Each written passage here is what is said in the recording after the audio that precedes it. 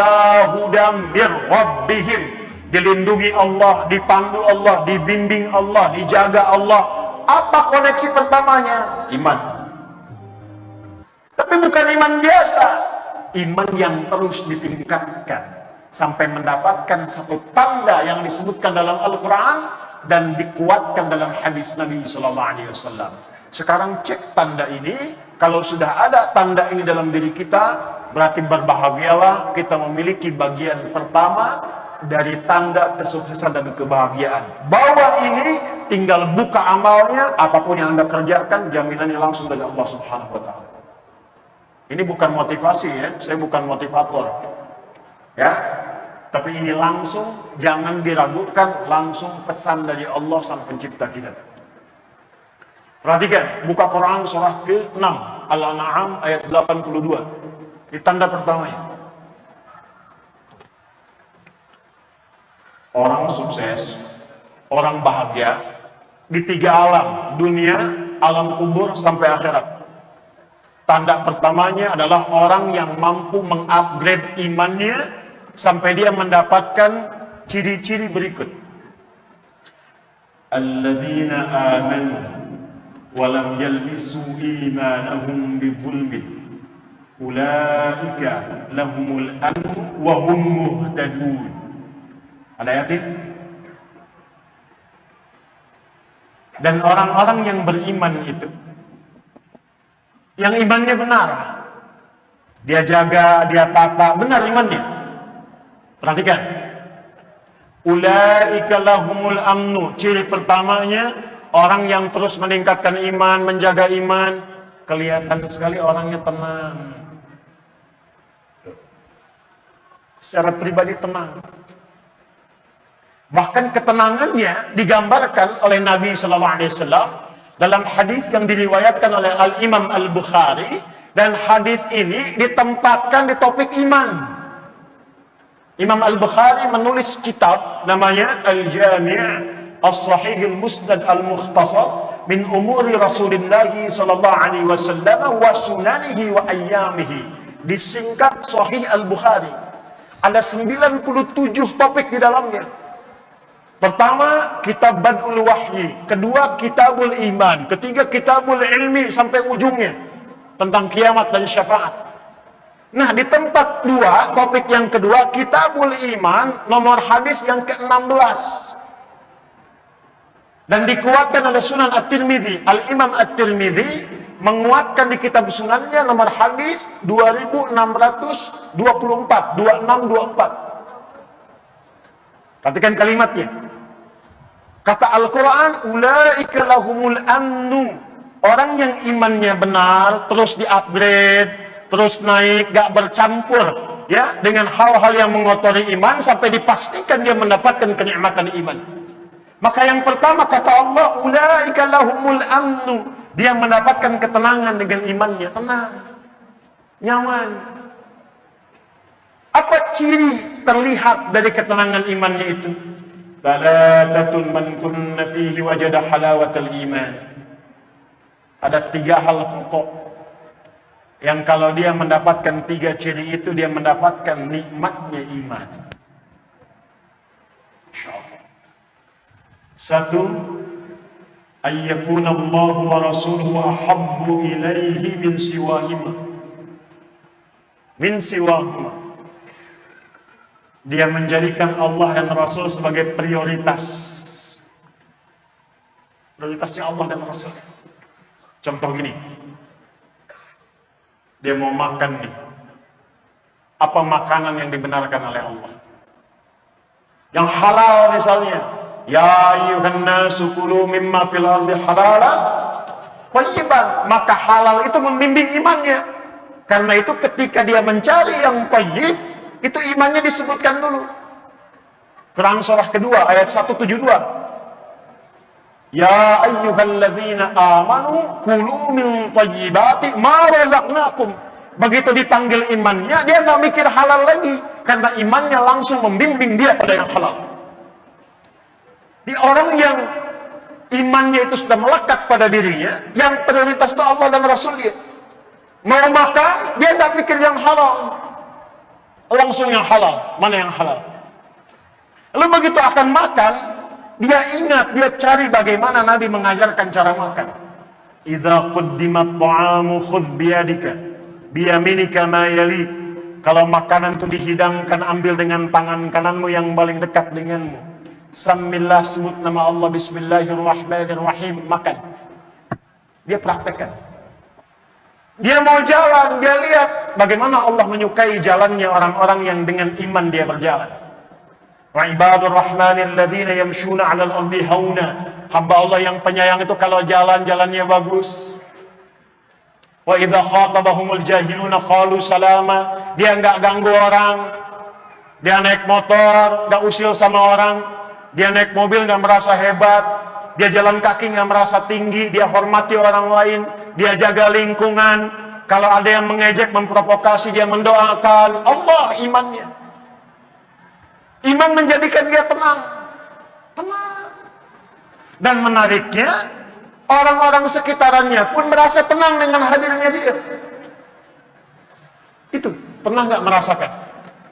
Pulang ke rumah, anak-anak nyaman dengan Anda. Istri nyaman dengan Anda. Di kantor, orang nyaman dengan Anda. Di kampus, teman-teman sekuliahan nyaman dengan Anda. Terus upgrade diri sampai merasakan ketenangan itu dan menjadikan tuntunan Allah dan Rasul sebagai prioritas. Kedua apa? Ini yang paling menarik. Ternyata iman yang bagus ini nggak berdiri tunggal, sifatnya nggak personal, tapi bisa diwariskan pada orang sekitarnya. Yang kedua yang mendapatkan kenikmatan iman, kata Nabi Shallallahu Alaihi Wasallam, ketika dia mampu saling mencintai karena Allah. Masya Allah. Maaf ya, melihat orang lain itu bi'ainir rahmah. Ada orang lewat, nggak nyapa. Alhamdulillah, mungkin sedang buru-buru. Iman. Ada orang mencela. Oh, Masya Allah, mungkin belum tahu. Iman.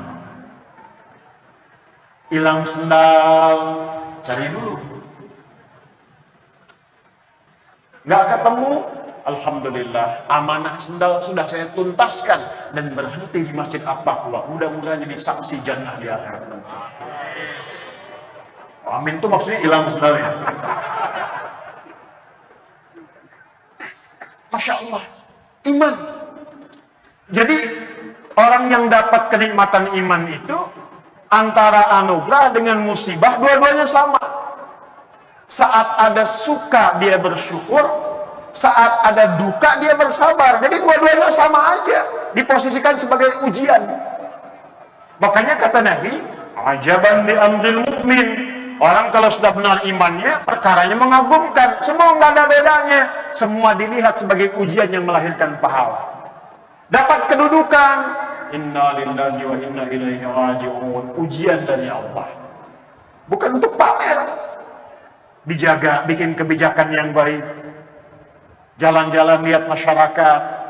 Tanya jawab, didengar aspirasi, dibikin kebijakan yang menyejahterakan. Kalau muslim, ajak muslimnya untuk ibadah ke masjid. Tunjukkan keteladanan. Kepada non-muslim toleran, didengar aspirasinya, didengarkan, diberikan kebaikan-kebaikan, iman. Ikut kontestasi nggak terpilih, alhamdulillah. Alhamdulillah, dia sabar dengan itu. Tetap dia berbakti dengan ilmu yang dititipkan oleh Allah kepadanya. Jadi antara suka dengan duka, posisinya sama. Saat suka ada syukur, saat duka ada sabar. Semua ujian.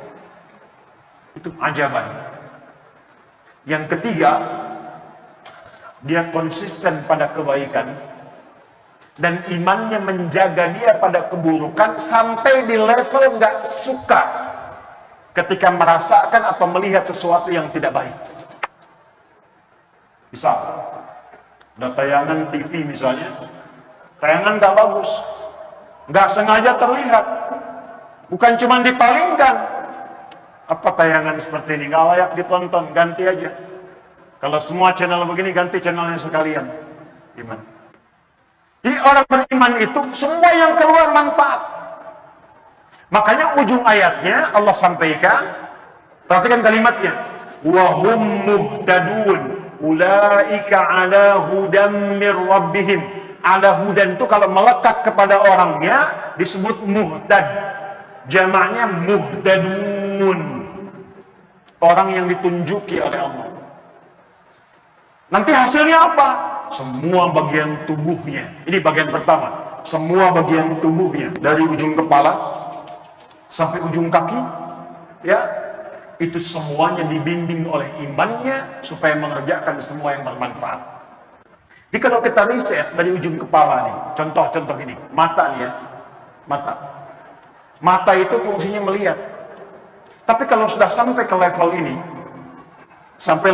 mengupgrade iman sehingga merasakan iman itu hadir dalam jiwa. Bukan cuma getaran, tapi hadir dalam jiwa. Jadi ada level pemula, itu level getaran. Dikonfirmasi oleh suara adzan. Dalilnya Quran surah 8 ayat yang kedua. Innamal mu'minuna alladzina idza dzukirallahu wajilat qulubuhum.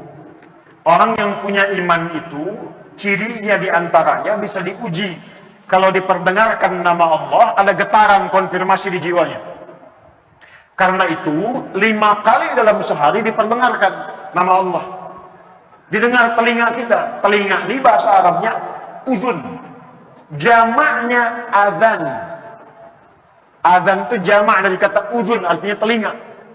Maka diperdengarkan 5 kali dalam sehari setiap pergantian waktu. Kalimat pertamanya apa? Allah. Allahu Akbar, Allahu Akbar.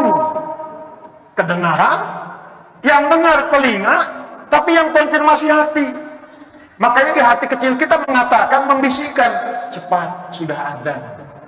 Pernah nggak merasakan itu? Nah kalau nggak punya iman, nggak ada getaran itu.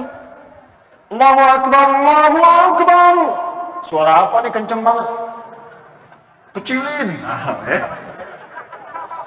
Nggak usah marah. Artinya belum ada iman. Belum ada iman. Kalau mengaku beriman, baru sampai mulut, belum sampai hati. Ada lagi dalilnya di Quran, surah ke-49 ayat 14. Qalatil a'rabu amanna qul lam tu'minu walakin qulu aslamna walamma yadkhulul imanu fi qulubikum. Orang Arab Badui dulu berkata, ya Muhammad sallallahu alaihi wasallam, kami telah beriman. Kata Allah, ya Muhammad, katakan pada mereka, kalian belum beriman yang benar. Baru berislam, ucap syahadat, cuman di lisan imannya, belum sampai ke hati. Makanya nggak ada konfirmasi. Jadi kalau Anda dengar azan Allahu Akbar, Allahu Akbar, ada yang protes, apaan sih ini? Anda nggak beriman? Saya beriman kok, tapi nggak gini juga misalnya kan? Ini berarti yang dimaksud Quran surah Al-Hujurat ayat 14. Doakan, bukan dicela, didoakan. Dan ditunjukkan kepada kebenaran. Anda kalau di bandara dengar suara ribut nggak protes? Kenapa ketika dengar azan Anda harus protes demikian? Di bandara kan tiap waktu. Attention please. Maklumat. Mohon perhatian. Setiap waktu tuh nggak ada yang protes. Berisik enggak kan? Ya. Kenapa yang mendengarkan kita, mendekatkan kita kepada Allah, mengonfirmasi iman kita, katanya beriman.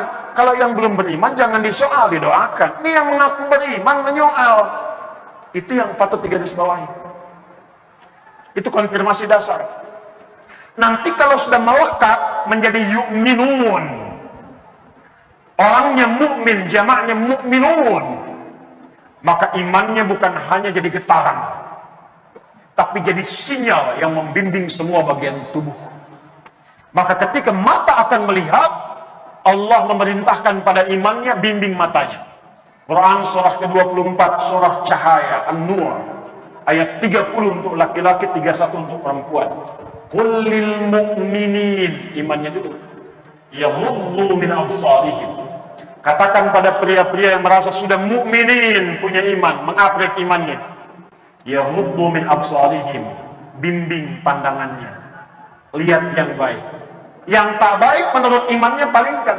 Makanya mata ini ketika melihat objeknya netral semua. Apapun yang dilihat.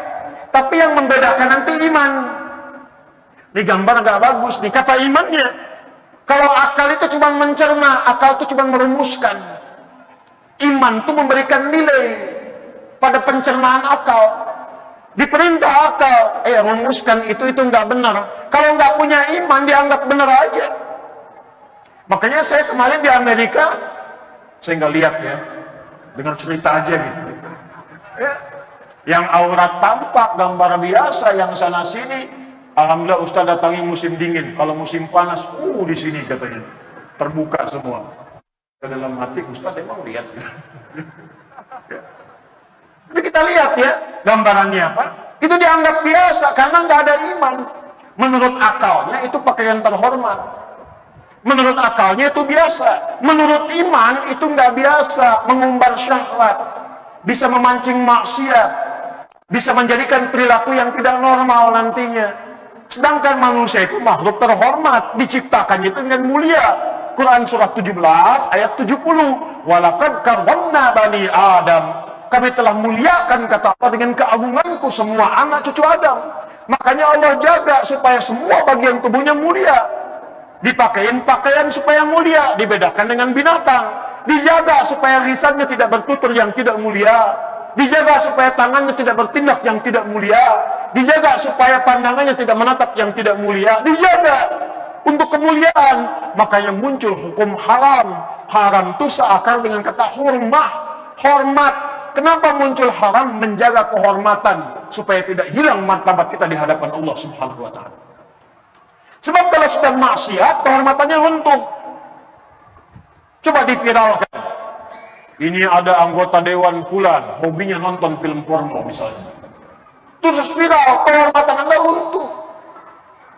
Ada orang mencela, ini ustaz senangnya mencela. Yang didapat bukan ilmunya, aibnya yang menyebar, kehormatan Anda runtuh. Makanya turun iman membimbing tubuh kita, menjaga kita menjadi terhormat, dan muncul hukum haram bukan ingin menyulitkan, tapi menjaga kehormatan. Kullil mu'minin, katakan bagi yang punya iman, yaghuddu min absarihim ghaddul basar. Iman yang membimbing nanti. Ini nggak bagus, palingkan. Ini mengundang syahwat, jangan pertahankan, alihkan. Ini merusak pikiran, jauhkan. Saya punya kawan, dia sekarang kuliah di Kanada. Teman sekamar saya di pesantren. Spesialisasi di bidang neurologi. Jadi kajiannya itu mengkaji saraf yang menyambungkan ke otak. Di antara risetnya tentang gambar-gambar pornografi. Ternyata itu lebih berbahaya dari narkoba, candu. Hati-hati itu. Pornografi itu lebih berbahaya daripada narkoba dan langkah tangga pertama menuju LGBT. Hati-hati itu. Jadi kalau ada orang, bukan kita ya, misal nih, terbawa arus lihat gambar yang tak layak, itu jadi candu, langsung nyangkut di memorinya. Dijaga oleh setan. Makanya kalau Anda pernah dengar riwayat, kalau melihat sesuatu yang tak pantas sekali aja, cepat palingkan. Sekali itu bukan begini sampai kedip ya, karena ada salah paham tuh hadisnya. Kan sekali selama belum kedip begini. Astagfirullah, begini. Cepat palingkan. Ya, selanjutnya setan. Sebab sekali melihat, nyangkut nanti di memori kita tuh. Dan setan bermain di situ. Itu Masya Allah bisa lebih cepat hafal dan ingat sampai bayangannya dibandingkan dengan mushaf yang kita baca tiap hari. Dan bisa merusak. Nah itu yang dijaga oleh Islam. Iman kita menjaga, palingkan supaya tidak merusak. Sebelum jadi perilaku, ada pornografi, ada porno aksi. Beda. Pornografi dalam konteks apa? Interaksinya pandangan, pendengaran, kata-kata. Kalau sudah porno aksi dilakukan, nah itu pengantar pada keburukan. Iman datang membimbing supaya kita tetap dalam kemuliaan. Imannya dulu. Perempuan sama ayat 31-nya. Wa kullil mu'minati yaghuddna min absarihim. Dari mata turun ke mulut dulu, baru ke hati. Dari mata turun ke lisan. Lisan, iman dulu, baru lisannya. Quran surah 49 ayat 11 sampai 12. Ya ayyuhalladzina amanu la yasra qaumin qaum la yaghtab ba'dukum ba'dha. Hei orang-orang yang telah punya iman, imannya dulu. Pasti kata Allah, iman itu akan menjaga lisanmu dari sifat saling mencela. Aku berikan lisan bukan untuk mencela, merendahkan orang. Aku jadikan lisan untuk berkata yang mulia, yang baik-baik. Tak mampu diam, maka muncul hadis Nabi. Man kana yu'min, pakai yu'min, iman yang diupgrade. Man kana yu'minu billahi wal yaumil akhir, falyaqul khaira aw liyasmut. Siapa yang mau mengupgrade iman, merasa beriman pada Allah dan merasa akan dihisab di hari kiamat kelak, falyaqul khaira, katakan yang baik-baik, aw liyasmut, kalau nggak mampu diam. Iman. Sekarang saya tanya, maafin, maaf. Dari tubuh kita aja nih, udah nyampe belum ke derajat ini? Makanya Nabi itu nggak ngasih dunia dulu. Apa Anda kira Abdurrahman bin Auf langsung kaya ketika masuk Islam? Tidak. Utsman langsung kaya? Tidak. Ali langsung pintar? Tidak. Abu Hurairah langsung hebat? Tidak. Bilal langsung kuat? Tidak. Yang ditata itu hatinya dulu, karakternya dulu, karakter moralnya dulu, pribadinya dulu. Lewat iman ini, pendidikan iman. Makanya mereka menjadi tangguh. Dan iman itu dipertahankannya luar biasa. Bilal diseret, diikat dalam batu besar, di tempat yang terbentang luas. Ya, di lapangan, diikat di atas batu, yang batunya dipanasin dulu, musim panas loh. Nggak seperti panas di sini, masih ada uapnya. Uap kering. Kalau pernah ke Mekah musim panas, terasa tuh panas. Lihat gunung-gunung di Sahara itu. Dipanasin batunya, ditarik, diikat di atas batu, dicambuk. Irtad, murtad kamu. Keluar dari iman. Irtad. Apa jawabannya? Enteng aja. Ahad. Irtad, ahad. Irtad, ahad. Gimana tuh bisa pertahankan itu? Makanya sahabat sebelum sukses, sebelum bahagia, menyukseskan dirinya dulu dengan imannya. Mereka menjadi pribadi yang sangat tangguh. Abdurrahman bin Auf itu menukar dunianya untuk imannya. Kata orang-orang Quraisy, kalau kamu beriman pada Muhammad, ingin ikut hijrah, kami ambil semua hartamu. Silahkan ikut ke Madinah sana, ke Yathrib sana. Cuman bawa pakaian aja, jalan kaki. Dipertahankan, nggak apa-apa, saya berangkat. Iman. Sehingga yang terjadi apa? Kalau punya kedudukan jujur, disiplin, sabar, baik. Kalau punya harta dermawan. Kalau punya ilmu, luas ilmunya, berbagi dalam kebaikan, ikhlas menyampaikannya. Itu yang dibutuhkan tuh itu sekarang. Nah sekarang, jangan jauh-jauh dulu. Anda pengen kaya, menata harta, menata diri aja belum sanggup, pengen kaya. Alih-alih maslahat, jadi maksiat nantinya. Belum sanggup menata diri, begitu diberikan harta, datangnya ke tempat maksiat, dipakai maksiat, kumpulnya dengan orang-orang perbuat maksiat, dikerjakan di tempat yang tidak disukai oleh Allah dan Rasulnya. Makanya sebelum sampai dapat amanah harta, kedudukan, ilmu, apa yang dilakukan? Perbaiki diri dulu. Supaya memandangnya yang baik, mendengarnya yang baik, berucap yang baik, berjalan ke tempat yang baik. Begitu dititipkan kedudukan, andanya sudah baik, maka kedudukan itu ditempatkan pada tempat yang baik. Ya, jadi kadang-kadang kalau Anda bekerja belum dapat sesuatu, jangan langsung disimpulkan. Jangan langsung disimpulkan. Boleh jadi Allah menginginkan kita baik dulu, lalu semua hasil ikhtiar kita akan dirapel semuanya, diberikan dalam akumulasi bentuk yang lebih besar. Kadang-kadang kita nggak sadar. Usaha sebulan nih, nggak dapat nih. Tapi begitu di hari yang ke-30, dapatnya lebih banyak dari biasanya. Itu bukan dapat lebih banyak, itu akumulasi keringat Anda selama 29 hari. Tiba-tiba Anda nggak nyari, teman datang nawarin proyek. Itu ikhtiar Anda selama 29 hari.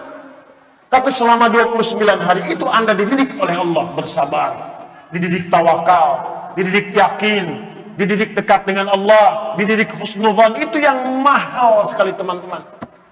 Makanya di Eropa, di Amerika, di Jepang, Asia-Asia yang maju, itu mereka sampai bikin divisi khusus meningkatkan karakter ini. Kajian. Dikaji, bikin pelatihan. Dikirim untuk berlatih ini aja. Kita dapat ayatnya langsung dari Allah. Kurikulumnya dikirimkan lewat Rasulullah. Kurang apa lagi? Makanya aneh kalau ada orang beriman gak baik, itu aneh.